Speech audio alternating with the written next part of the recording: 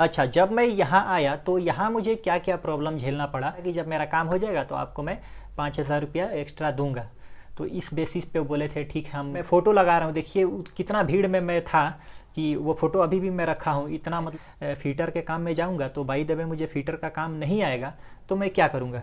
मुझे क्यूसी में जाना था तो मैं इतना अच्छा से मतलब पढ़ा था, ये भी पाइपिंग का और शिपयार्ड में काम किया, प्रेशर वेसल का। Hello everyone, welcome back to my channel. दोस्तों, उम्मीद करता हूँ कि आप लोग अच्छे से होंगे। और आज का जो वीडियो है मैं अपने बारे में ये पार्ट 2 बना रहा हूँ, क्योंकि बहुत सारी बातें थी जो मैं उसमें कंप्लीट नहीं कर पाया, क्योंकि बहुत ही शॉर्ट में वो वीडियो मैं बनाया था, फिर भी लगभग 20 मिनट का वो वीडियो हो गया था। तो चलिए वीडियो को शुरू करता हूँ और अपने बारे में और बताता हूँ कि मैं गल्फ़ जब आया, यहाँ का मेरा काम हुआ तो मतलब मैं क्या क्या करता था और कैसे मतलब मेरा काम इतना आसानी से हो गया, और मैंने क्या क्या मिस्टेक किया और क्या मुझे मिस्टेक नहीं करना चाहिए था।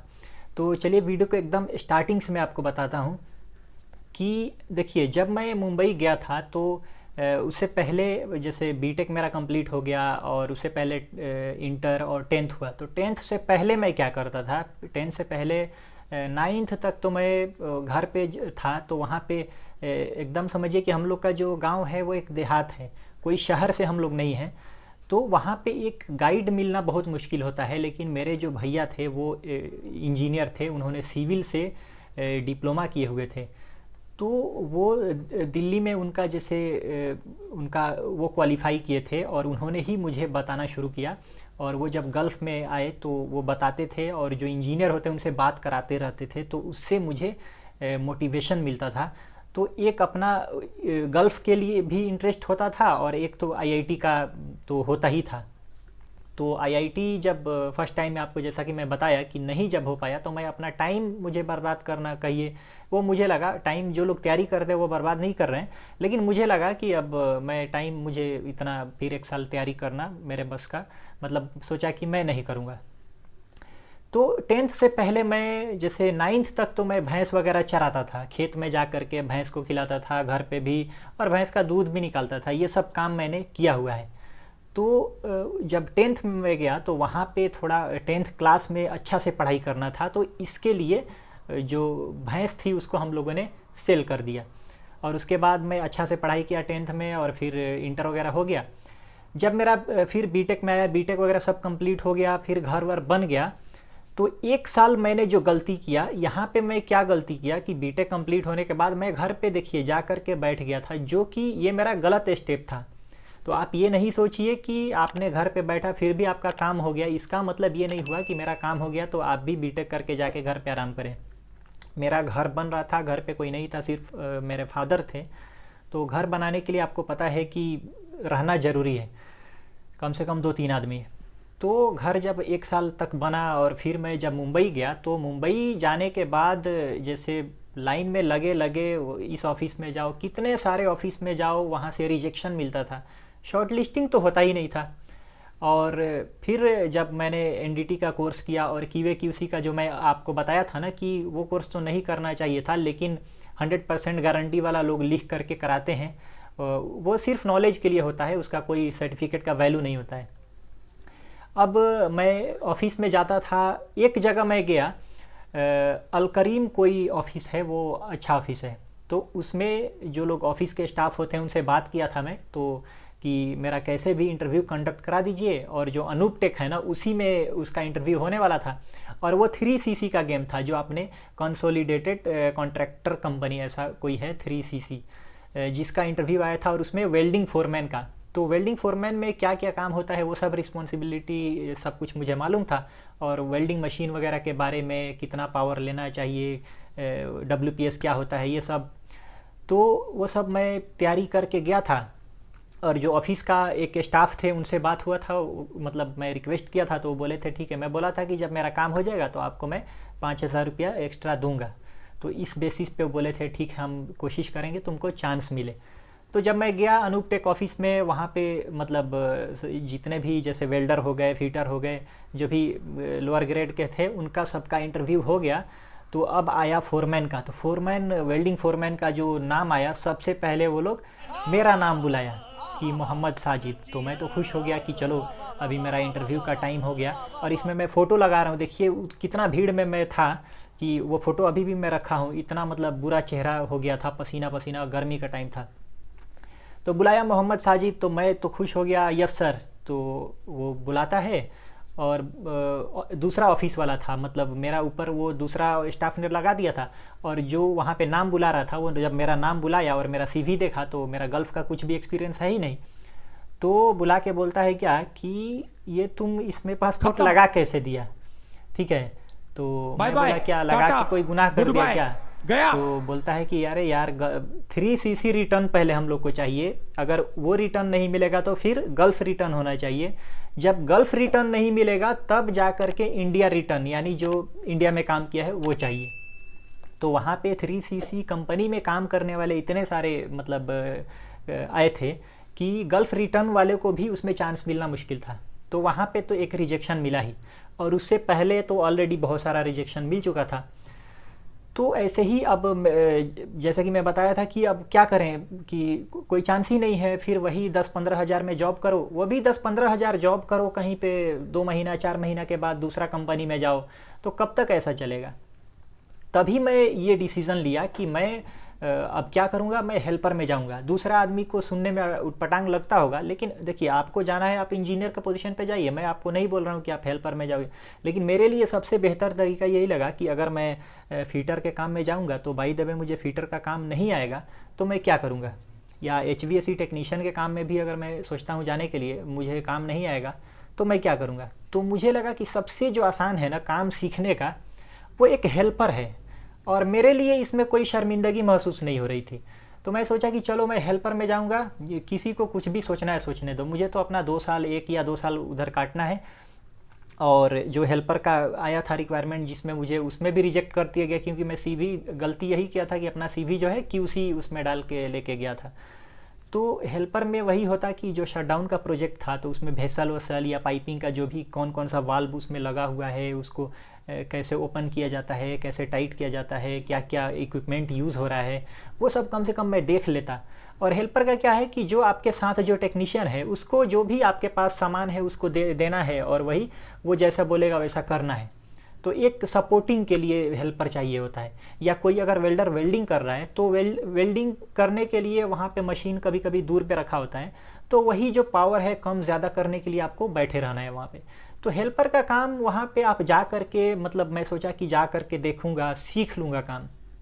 तो मेरा मतलब यही एक टारगेट था कि जा करके काम तो कम से कम मैं देख लूँगा और 20-25 हज़ार 30 हज़ार रुपया भी कमा लूँगा।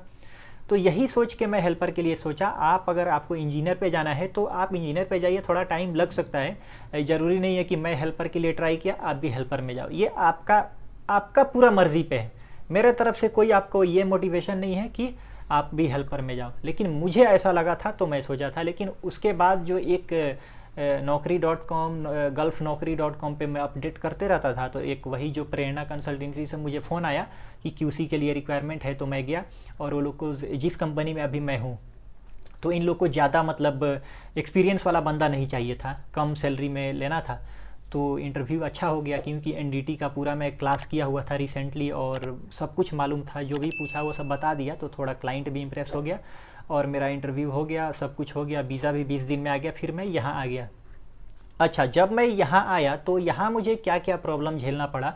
अब देखिए यहाँ आने के बाद QC में मैं एक अकेले, ठीक है, और उसी टाइम में मुझे जो काम मिला वो पुंज लॉयड कंपनी से मिला। पुंज लॉयड कंपनी आपने सुना होगा, वो इंडिया का ही कंपनी है और वो दुबई में भी प्रोजेक्ट चला था, और यहाँ पे 300 किलोमीटर का पाइपलाइन का काम वो लोग का था। तो हम लोग का जो कंपनी थी सब कॉन्ट्रैक्टर में, हम लोग काम लिए थे पाइपिंग का, फैब्रिकेशन का काम और स्ट्रक्चर का। तो सबका प्रोसीजर बनाना, जैसे कि पाइपिंग का प्रोसीजर तो पुंज लॉयड का ही जो अप्रूव्ड था जो क्लाइंट से, उसी को फॉलो करना था। लेकिन जो स्ट्रक्चर का काम था उसमें हम लोग को मेथड स्टेटमेंट जैसे बनाना था कि जैसे जो आप स्ट्रक्चर जैसे प्लेटफॉर्म हो गया, क्रॉस ओवर हो गया, ये सब फैब्रिकेट करने के लिए आपको प्रोसीजर सबमिट करना होता है पुंज लॉयड को। पुंज लॉयड उसको रिव्यू करके फिर मेन क्लाइंट जो था वो OGC था, OGC और ऑरपिक दोनों थे, ओमान गैस कंपनी। तो उसको वो लोग फिर सबमिट करते थे। फिर मेन क्लाइंट जो है उस प्रोसीजर में कुछ कमेंट देता था कि यहाँ पे ये होना चाहिए, ये नहीं होना चाहिए, तो फिर वो पुंजलैंड हम लोग को भेजता था। फिर हम उसको रिवाइज़ करके और फिर प्रोसीजर में जो भी उनका रिक्वायरमेंट था, सेफ्टी रिक्वायरमेंट कहिए, वेल्डिंग में क्या क्या होना चाहिए एज़ पर उनका जो क्लाइंट का जो स्पेसिफिकेशन होता है, तो उसको ध्यान में रखते हुए वो बनाना। और फिर WPS बनाना।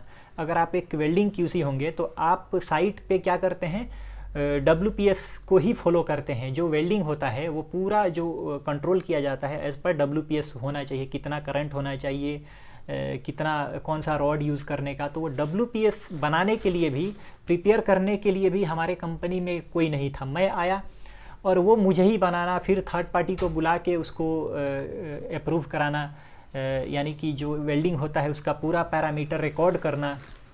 तो ये सारी चीज़ें मुझे QC में जाना था, तो मैं इतना अच्छा से मतलब पढ़ा था स्टेप बाय स्टेप सब कुछ, क्योंकि मुझे पता था कि किसी कंपनी में जाऊंगा, मुझे नहीं पता होगा तो वो तो फिर वो लोग भगा देता ना।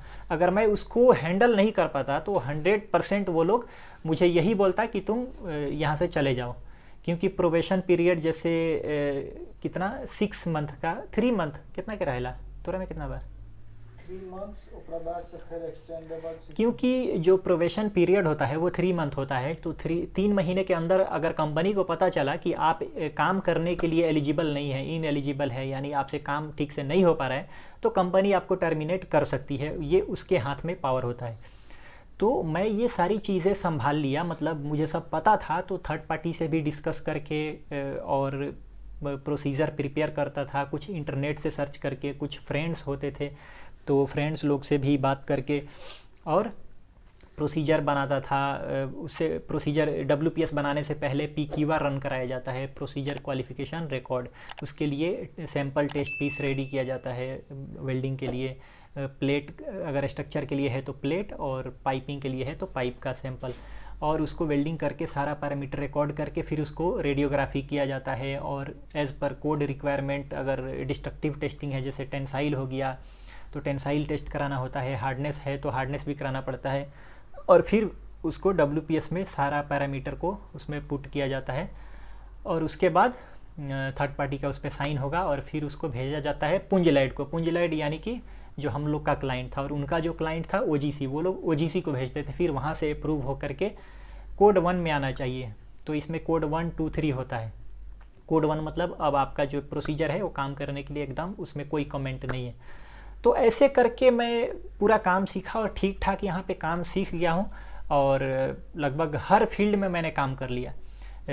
पाइपिंग में काम किया, प्रेशर वेसल में काम किया, स्ट्रक्चर का भी काम किया, ये सब वर्कशॉप में किया। और इसके अलावा साइट पे भी पाइपिंग का और शिपयार्ड में काम किया। प्रेशर वेसल का मतलब LNT में एक जगह मैं गया था, सोहार में, वहाँ भी काम किया।